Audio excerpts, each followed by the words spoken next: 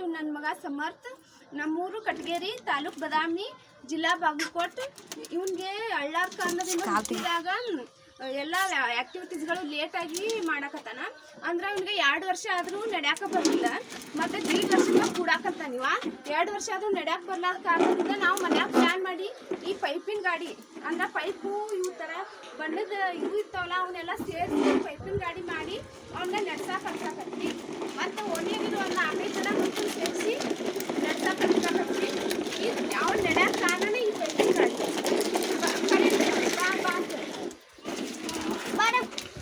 ಅವ್ನು ಮೊದಲು ನಡ್ಯಾಕ ಬರ್ತಿದ್ದಿಲ್ಲ. ಒಟ್ಟ ನಡ್ಯಾಕ ಬರ್ತಿದ್ದಿಲ್ಲ ಅಂದ್ರೆ ಈ ಪೈಪಿನ ಗಾಡಿ ಮತ್ತು ಕಟ್ಗಿ ಗಾಡಿ ಒಂದು ಮಾಡ್ತೀವಿ. ಕಟ್ಗಿ ಗಾಡಿ ಪೈಪಿನ ಗಾಡಿಲಿದ್ದಾನ ಅವನ ನಡ್ಯಾಕ ಬರ್ತಾನಂತ ಹೇಳ್ಬೋದು.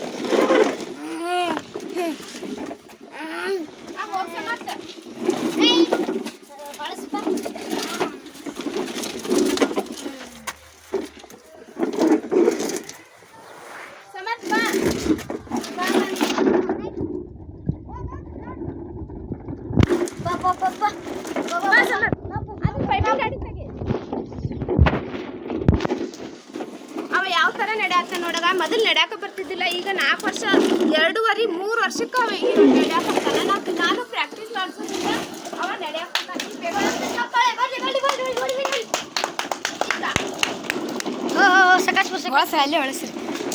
ಈ ಗಾಡಿಲಿದ್ದ ನಾವು ಪ್ರಾಕ್ಟೀಸ್ ಮಾಡ್ಸಕಂತೂ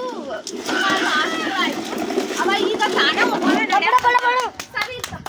ಈ ಪೈಪಿನ ಗಾಡಿ ತಗ್ಗು ನಡಿ ಸಮ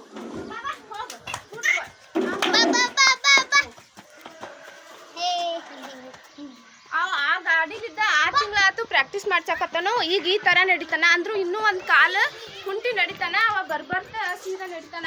ಫಿಸಿಯೋಥೆರಪಿಲಿರೋ ಬೂಟ್ ಹಾಕಿ ನಡೆಸ್ತೀವಿ.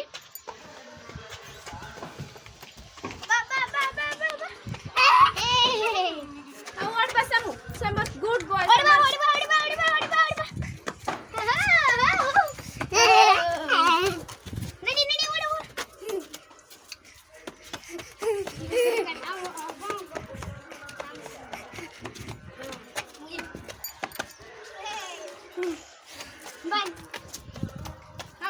Good boy.